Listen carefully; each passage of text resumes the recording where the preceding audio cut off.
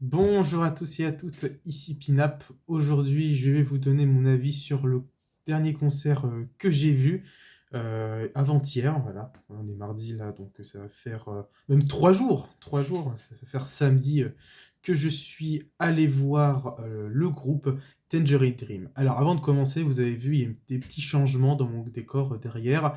Vous voyez cette nouvelle affiche, voilà, en fait, c'est une affiche de l'artiste Banksy, en fait, parce que je suis allé voir une espèce de musée de reproduction de ses œuvres, je me suis pris celle-là parce que je pense que c'est une de mes œuvres préférées de Banksy, et aussi parce que cette œuvre-là, on la voit apparaître dans un des clips de Gorillaz, Tomorrow Comes Today, un de leurs premiers singles et un de leurs premier hit, enfin même si c'est plutôt Clint Eastwood qui sera le vrai hit, mais pour ma part je trouve que Tomorrow Comes Today, il y a déjà une petite popularité qui se crée. Mais voilà, donc j'avais pris cette affiche là parce que petite référence à Gorillaz et aussi un petit Banksy, ça fait pas de mal. Même que je possède aussi le magnète, voilà. C'est juste voilà, pour vous montrer voilà, une petite aparté. Donc, c'est parti, on y va de cette critique. Donc, Tangerine Dream, bon, bah voilà, ça c'est un groupe très très connu dans le domaine de la musique électronique, New Age, ambiante, groupe allemand qui vient de Berlin, voilà, ce sont des Berlinois, composés à la base du regretté Edgar Froese, qui nous a hélas quitté en 2015, paix à son âme, je savais même pas, je pensais qu'il était encore vivant cette personne. À la base, c'était donc un trio. Alors, il y a eu beaucoup le line-up du groupe. Les membres de ce groupe ont beaucoup changé au fur et à mesure des années. À la base, c'était composé donc de Edgar Froese, Christopher Frank et de Peter Boham. Et Peter Boham aussi, il est assez connu, j'avais déjà entendu ce nom quelque part. Et lui aussi, il sera remplacé dans les années 80 par Johann Schoeling. Bon, désolé, je prononce pas très bien l'allemand, hein. Je suis désolé si j'écorche un peu les noms, ne m'en voulez pas. Donc voilà, là-bas, c'était composé donc, de ce trio-là. Mais au fur et à mesure des années, comme je vous l'avais dit, bah, les membres originaux sont morts. Donc du coup, là, il y a eu, on va dire, une nouvelle génération de Tangerine Dream qui maintenant est composée de Thorsten Quaschning, Ulrich Schnoss et de la japonaise, bon, qui vient de Berlin, Oshiko Yamane, voilà, j'écorche un peu les noms, hein, mais qui, elle, s'occupe aussi de tout ce qui est musique électronique et violon. Voilà, la particularité, c'est elle qui est au violon, mais il y a beaucoup de violon dans Tangerine Dream. Donc voilà, maintenant, c'est composé de ce trio-là, qui s'est formé dans les années 2010, mais Thorsten Quaschning, il est là depuis 2005. Et quand Edgar Froese est mort, il a décidé de prendre les rênes et de diriger le groupe. Maintenant, c'est ça, c'est les trois là à la base. Mais voilà, moi je trouve que cette nouvelle génération est plutôt cool. Alors oui, elle est plutôt cool. Alors oui, il y en a qui vont me dire mais avant c'était mieux dans les années 70, ils géraient, etc. Voilà, moi je trouve qu'il y a quand même encore ces sonorités 70, parce que j'ai un peu écouté vite fait leur nouvel album des années 2020. Il y en a qui vont me dire c'est pas terrible, il faut écouter absolument les anciens, etc. Mais les nouveaux sont bien. Je trouve qu'il y a encore cette patte un peu 70 dedans qu'ils ont conservé tout en étant quelque chose de bougeant, mais en même temps quelque chose un peu musique sérieuse, quoi, j'ai envie de dire. J'ai pas envie de dire musique savante parce que je pense pas que c'est la bonne définition, mais je trouve que voilà, cette nouvelle génération est plutôt cool et c'est sympa de voilà de découvrir ces nouveaux membres avec ce groupe-là qui date quand même des années 70. Ça va faire en tout, même peut-être avant, j'ai envie de dire, mais bon, on va dire 70 parce qu'ils se sont fait vraiment connaître par ces périodes-là, par des films comme par exemple Sorcerer, ne pas confondre avec Sorcereuse, qui me fait penser à un titre aussi de Gorillaz, désolé, hein, j'ai envie de parler un peu de Gorillaz, qui apparaît dans l'album de The Nono en 2018, bon bref, rien à voir, c'est un de ce film-là qui, je crois, un remake du Salaire le Lapeur. Voilà, je m'en souviens qu'on en a parlé un peu si on a qui ont suivi le live du Scud et du Pif dimanche, donc c'est un espèce de remake, et ben ils ont composé la BO. Je l'ai un peu écouté, c'est pas trop ma cam, j'ai envie de dire. Même s'il y a quand même un morceau qui m'a un peu retenu l'attention. Je sais plus comment il s'appelle, je sais plus trop, mais c'est vers la fin, Forest, je sais plus quoi.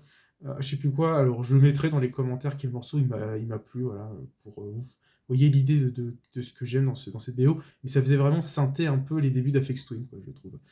Donc, que dire, bah, on va passer par les choses sérieuses, voilà, je vous ai fait un petit résumé, hein. Voilà, donc désolé si j'oublie des choses, mais c'est pour vous mettre les grands, pour mettre les bases de ce que c'est Tangerine Dream. Donc voilà, c'est des BO, c'est des musiques d'ambiance joyeuses, sombres, notamment je pense, un de mes albums préférés, mais j'hésite encore, Z, qui veut dire temps en allemand. Merci Google Traduction. Oui, il y a Rubicon, Phaedra que vous avez déjà présenté. Il y a aussi la carrière donc, solo de Edgar Freuz, son Aqua qui est excellent. Et ouais, c'est un groupe vraiment intéressant hein, qui a beaucoup, beaucoup marqué son temps, qu'on trouve beaucoup dans les conventions de disques, qu'on trouve beaucoup chez les disquaires, qui coûte pas très cher. Mais voilà, c'est quand même un groupe, moi je trouve, pour son époque et aujourd'hui, je trouve que leur musique est vraiment incroyable. Pardon.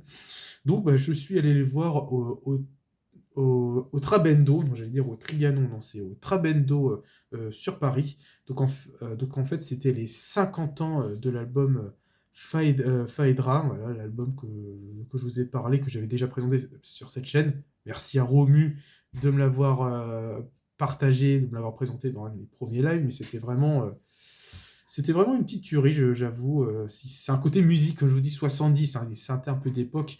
Parfois, j'ai du mal à entrer parce que voilà, je trouve que c'est très époque et je sais pas. Moi j'aime bien quand il y a la texture, etc. Bah ça tombe bien.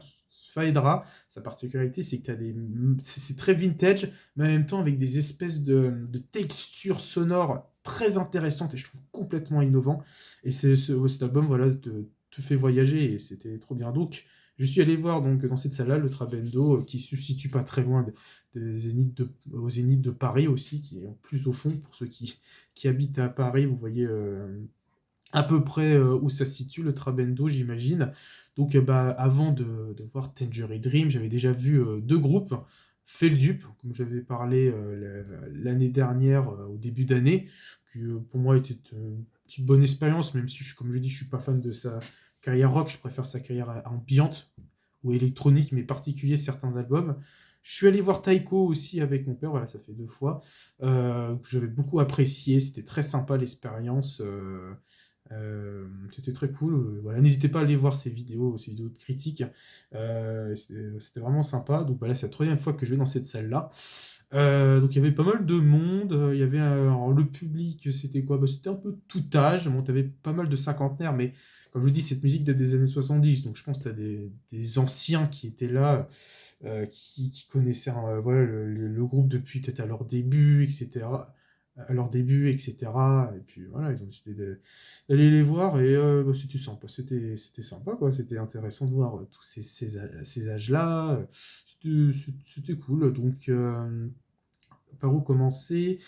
Ah oui, ça, je vais plutôt le dire ça à la fin. Voilà, c'était vraiment cool.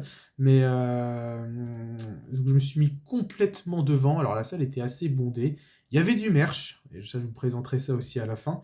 Donc voilà, alors, leur set était vraiment très très intéressant. Parce que j'ai pu voir vite fait. Alors, tu avais des synthés modulaires dans une partie à gauche. Au milieu, tu avais des espèces d'instruments un peu comme bon, synthé entre guillemets, hein, mais c'était plus élaboré. Il y avait voilà, pas mal de trucs électroniques. Et ouais, c'était assez complet, mais c'était vraiment bien organisé, je trouvais. C'était très, très, très. C'était très intéressant de voir tout ça. Et donc, alors, il n'y a pas eu de première partie. Il n'y a pas eu de première partie avant Tangerine Dream parce qu'il y a toujours un premier groupe qui joue, par exemple. Là, George Clinton, c'était le groupe Twin Blade qui jouait avant. Non, non, eux, ils ont commencé directement parce que en tout, le live a duré 2 heures. Et comment dire, donc on voit arriver enfin enfin même on peut considérer ce membre-là comme celui qui dirigeait le groupe, Thorsten Quaschning. Désolé, hein, vraiment, je suis vraiment désolé. Voilà, qui fait quelques petites modifications, qui parle un peu au public.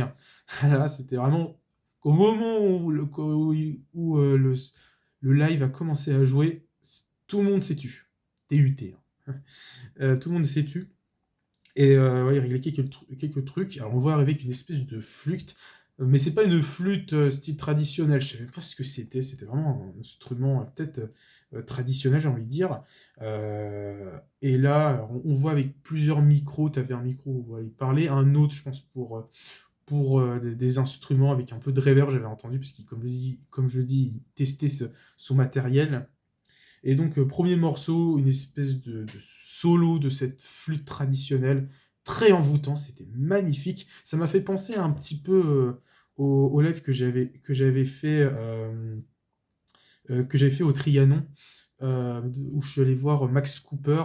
Bah, il y avait une partie en violon, etc., avant que Max Cooper joue, où il jouait quelques sonorités. Je ne savais plus trop ce qu'il faisait, mais je crois qu'il jouait un petit peu, mais c'était plus du solo de violon.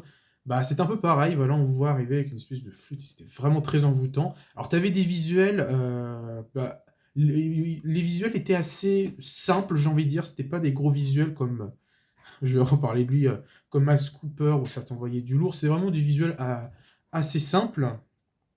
J'en parlais un peu plus tard. Même avant que le concert commence, tu avais aussi un espèce de visuel où on était dans un espèce de port avec des bateaux, etc. Il y a de la pluie, voilà, donc avant que le groupe joue.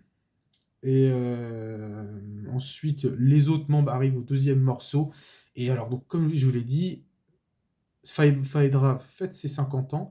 Ils ont décidé en fait de rejouer l'album, mais en apportant de nouveaux éléments et en faisant quelque chose de bougeant. J'ai reconnu certains moments de Phaedra, voilà, quelques éléments, comme par exemple comme le violon, comme je l'ai dit, la violoniste Oshiko Yamane. Il y avait cette sonorité que j'ai bien reconnue, étouffée, presque glaciale, du violon de Phaedra, je trouvais. Et c'était vraiment une super expérience. Alors, c'était en deux parties. Donc, la première partie, l'album. Mais c'était vraiment une espèce de... Vraiment, comme ils ont vraiment rejoué, mais l'ont adapté à un public moderne, en fait. Ils l'ont adapté à un public moderne. C'était bougeant, alors que normalement, Phaedra, c'est pas forcément très bougeant. C'est très ambiante, mais là, ils ont vraiment quelque chose de bougeant, et c'est intéressant. J'ai bien aimé cette nouvelle version. Si je me trompe pas, je crois aussi sur YouTube, il y a une personne qui a publié la première partie. Je vous mettrai dans les commentaires si vous voulez écouter la première partie. Mais voilà, c'était très intéressant. Alors, au moment où ils ont joué, les autres membres ont joué, il y avait un côté très idem avec une espèce de rythmique. Enfin, quelque chose comme ça. Bon, je le fais pas très bien, mais il y avait un côté un peu haut-tech, j'ai envie de dire, dans le deuxième morceau. C'était vraiment très spécial, toujours vintage, un petit peu, mais c'était vraiment enivrant, franchement, c'était complètement dingue. Qu'est-ce que je peux dire d'autre? Qu'est-ce que je peux dire d'autre? Ah oui, le Thorsten, là, celui qui dirige le groupe, il avait des espèces d'autocollants qui plaçaient sur des micros. Alors, je sais pas si, je pense que c'était pour améliorer ou peut-être une question de repérage. C'est des espèces de scotch blanc qu'ils mettaient au fur et à mesure. J'avais vu accrocher, ça m'avait un petit peu interpellé. Qu'est-ce que je peux dire d'autre? Donc, le troisième, Ulrich Knoss, voilà, qui lui aussi s'occupait de tout ce qui était électronique. Plutôt bien géré. Alors, de temps en temps, je le voyais parce qu'il avait des partitions quand même. De temps en temps, je le voyais feuilleter. Alors, c'était marrant parce que dans la musique enfin, les concerts que j'ai fait pour l'instant en musique électronique, je voyais personne faire ça, de feuilleter, de voir où il en était. Alors, je pense que certains avaient peut-être un espèce de tablette où, euh, où ils voyaient de quel moment ils devaient faire, etc.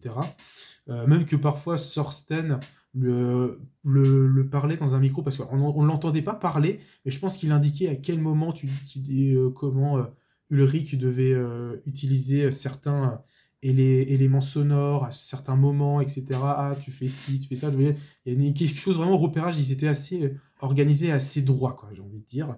Et voilà, donc qu'est-ce que je peux dire d'autre sur Oshiko Yamane, bah pareil, très forte, s'occupait un peu de tout ce qui était électronique, mais en violon, ça envoyait du lourd. Elle faisait pas mal d'effets de sonores, un peu par exemple, il y avait un moment qui m'a interpellé, on dirait qu'elle faisait des espèces de violon comme si c'était des cris de baleine. C'était vraiment pas mal, des super solos qui envoyaient du lourd, et pas mal d'effets. C'était complètement génial. Et vraiment, elle gérait cette Oshiko, elle était vraiment très très forte, très très forte. Mais voilà, je pense que les deux membres ont vraiment été, ont été comment dire, peut-être pas gouvernés, non, parce que c'est pas forcément ça le terme que je cherche, mais c'était un peu, voilà, les personnes qui jouent, et en gros, Thorsten était le chef d'orchestre, voilà. Il faisait vraiment prof de musique, hein. Quand j'ai vu son avis, on dirait vraiment un prof de musique. Et il disait, il faisait certains, par exemple, mouvements de main, etc., comme si c'était un chef d'orchestre. Et les autres, voilà, c'est comme si c'était le capitaine, et les autres, c'était les matelots, quoi. C'est ça. On va dire ça comme exemple. Qu'est-ce que je peux rajouter? Donc, les visuels, qu'est-ce que c'était? Bah, c'était assez divers. On me faisait penser un peu au visuel de la tribute des Pink Floyd que j'avais vu, que bon, que j'ai pas fait de critique, mais je pense que c'était pas forcément besoin, parce que j'en ai parlé brièvement de gauche à droite dans certaines vidéos. Mais les visuels, voilà, c'était assez simple. C'était des villes urbaines aussi, un peu comme pour Max Cooper. C'était des moments où on les voit enregistrés dans la forêt. J'avais vu ça aussi, j'ai trouvé ça pas mal. On les voyait avec différents micros, ils enregistraient. À un moment, on les voit jouer, on voit des synthés modulaires, on voit des espèces de formes géométriques, des yeux. Je sais même pas qu'est-ce qu'il y avait d'autre. Beaucoup de choses urbaines. Euh, Parfois, la pochette de Phaedra, à un moment, j'avais reconnu. Ouais, c'était assez divers, mais c'était plutôt pas mal. Et alors, ils ont joué donc la première partie en 50 minutes, plutôt intéressant. Voilà. Il y avait quand même, c'était assez transcendant comme certaines parties.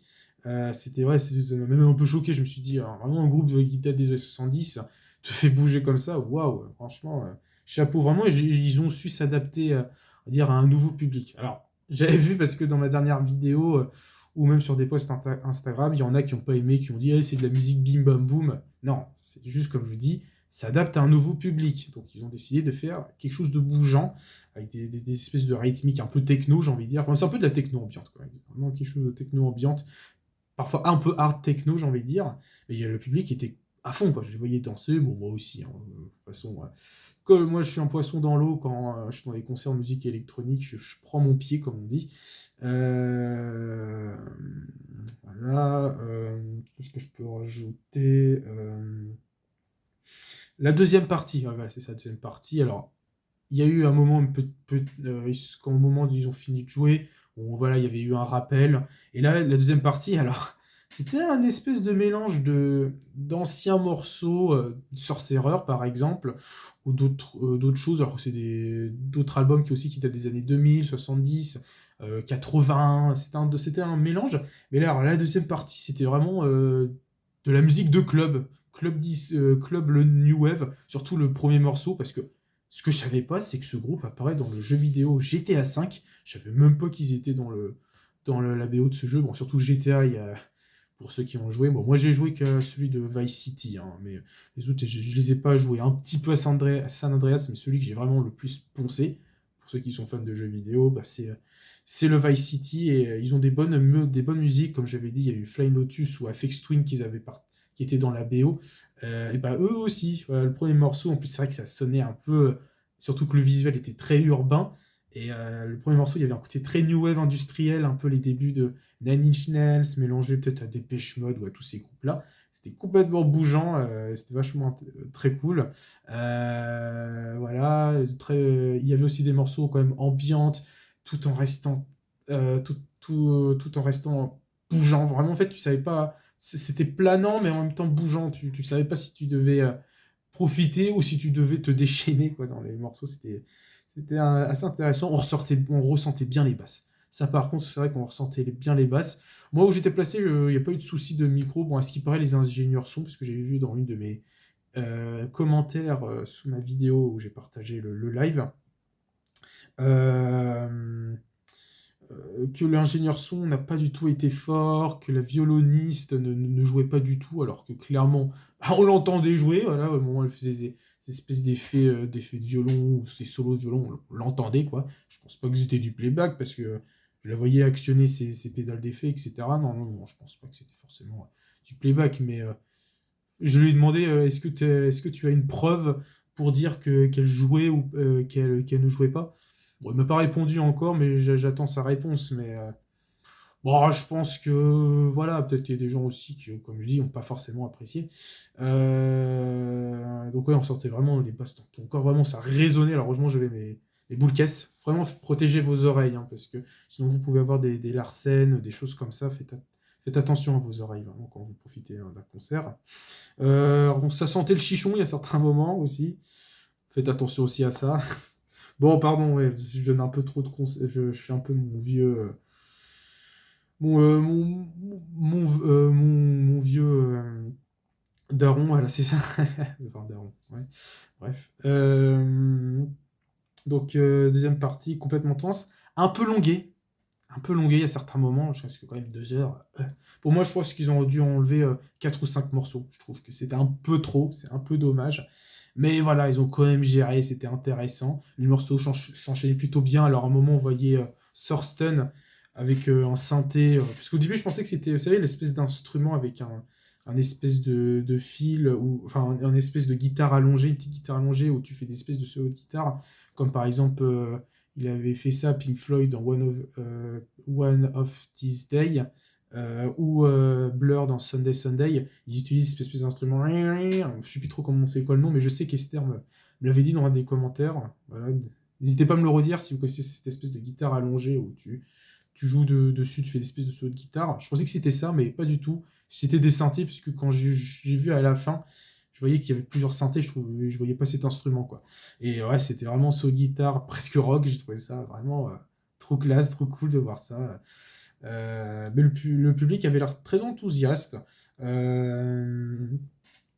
que j'allais dire d'autre? Ah oui, à la fin du concert, le groupe a profité de faire un selfie avec nous.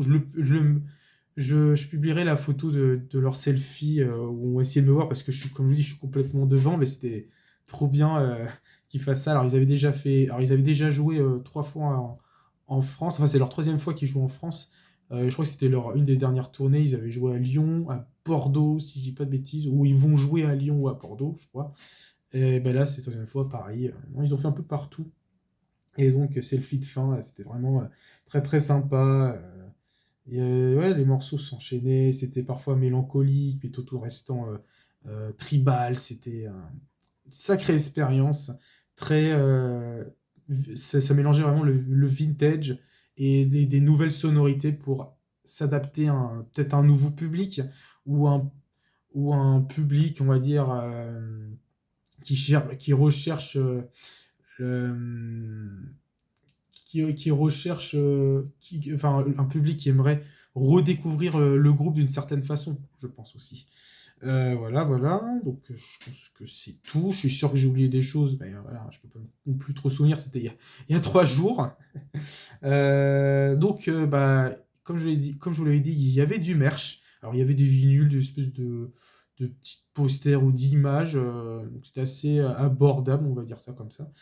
Il y avait quoi d'autre, des CD. Moi je me suis pris un t-shirt. Je vais vous le montrer. Hop, voilà, le Tangerine Dream Z que j'ai pris, parce que je pense que c'est mon album préféré, je pense. Alors, il n'y a rien derrière, hein. Voilà, y a rien. Vraiment, il n'y a rien derrière. Et voilà, je suis très content de ce t-shirt. C'est cool d'avoir ça. Et en plus, alors, j'ai un petit coup de gueule à passer au moment où je devais aller payer. Enfin, prendre mon t-shirt. Il y avait une personne alors, qui n'avait pas fait la file d'attente, parce que en fait, quand on entre dans la salle, t'as tout de suite le merch. Et ben, t'avais une espèce de personne, je crois que c'était un senior. Il est passé complètement devant moi. Alors, t'avais un monsieur. Alors, je pensais qu'il était français, mais je crois qu'il était allemand ou anglais. Je lui parlais en français. Bon, ça va, il m'a compris, donc c'est cool. Bah, il m'est passé, il a même dit: ah, mais avant, il y avait le monsieur qui voudrait. Enfin, il y avait le monsieur qui était là avant vous. Mais je crois qu'il avait marmonné quelque chose, il s'en fichait, quoi. Il m'a regardé du genre: ça vous dérange pas? Moi, je fais: ouais, bon, vas-y, hein. Mais j'avoue, bon, c'est pas terrible, quoi. Tu fais la queue comme tout le monde, en fait. Bon, bref. Mais je suis quand même, voilà. Heureusement qu'il en restait. J'ai croisé le Sorsten, là, je l'ai croisé vite fait, c'était très sympa, il était assez accueillant, bon, il était aussi, je pense qu'il était pressé parce que bah, il devait jouer, quoi, tout simplement. Qu'est-ce que je peux rajouter d'autre? Alors, bien sûr, tu avais des musiques de fin. Tu avais alors un espèce de, je crois que c'était Frank Sinatra qui chantait après le morceau, après leur recette. Tu avais ouais, le morceau Tangerine de Frank Sinatra, j'imagine, qui est joué. Parce que je pense référence à Tangerine Dream, voilà. Il y avait le groupe, enfin le morceau Prayers for Rain des Cure. Voilà, trop content qu'il y ait un morceau comme ça, mais vraiment c'était une superbe expérience, complètement transcendant, mélange entre vintage et nouvelle sonorité, vraiment pour s'adapter à un nouveau public. Ouais, je fais ma conclusion, je me répète, et un public qui aimerait redécouvrir le groupe. J'ai trouvé ça intéressant, et cette nouvelle génération, bah, je la trouve très très cool. Il y en a certains qui se sont arrêtés en 2015 parce que bah, Edir Frost c'était le cerveau et les autres c'était les bras, quoi. Mais pour moi, j'ai trouvé que la nouvelle génération assurait et clairement respectait encore ce côté un peu vintage tout en restant quelque chose de moderne et je trouve ça sympa. C'était vraiment une bonne expérience. Donc voilà, je pense que la vidéo s'achève. Merci d'avoir regardé cette critique, hein. N'hésitez pas à me dire dans les commentaires si vous avez apprécié ou pas, ou si si je devrais plutôt aborder certaines choses. Voilà, donc merci d'avoir regardé. Alors, la prochaine vidéo, ce sera des nouveaux arrivages, car je vais refaire une sortie sur Paris. Il y aura... est-ce que je le dis? Non, non, non, je vais garder la surprise. Je vais garder la surprise. Mais pour ceux qui habitent sur Paris et qui sont dans la Vici et FR, la Vignette Communauté Française, je mettrai dans les commentaires aussi une vidéo pour ceux qui sont intéressés. Donc j'organise une sortie sur Paris. N'hésitez pas à me rejoindre, ce serait cool de vous voir. Voilà, ce serait sympa pour qu'on se voit en vrai, ce serait super génial. Voilà, tout ce que j'avais à dire. Merci à tous. Longue vie à Tangerine Dream. Et puis, bonne soirée tout le monde, une bonne journée. Au revoir.